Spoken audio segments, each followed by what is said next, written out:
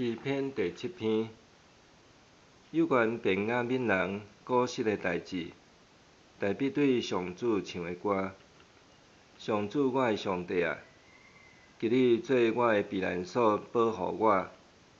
求你解救我脱离一切追赶我的人。若无，因为亲像狮疼入我，疼甲喙糊糊，嘛无人通救我。上主，我的上帝啊，我的手若做毋对，有对朋友用歹报好，也是无缘无故抢夺敌对我的人，我若有做这代志，就出在对敌入我，到掠着我，将我的性命踏伫涂骹，将我的尊严变做土粉。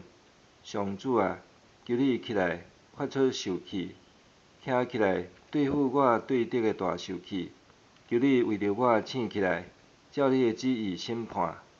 愿万民拢聚集伫你周围，愿你搁坐伫宝座伫你因。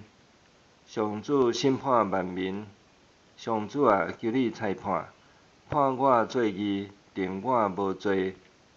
求你互歹人袂搁做歹，互义人徛在，因为公义的上帝监察人的心肠。上帝是我的盾牌，伊拯救心正直的人。上帝是公义的审判官，伊逐日对不义发受气。人若毋反悔，伊会磨伊的刀，扭开伊的弓，准备变。伊准备致命的武器，伊射的是火的箭。你看，歹人图谋邪恶，怀孕毒害，生出奸诈。伊乌屈，骨互伊深，竟然跋落家己设的陷阱。伊的毒害会倒转到家己的头壳，伊的强暴会落伫家己的头壳顶。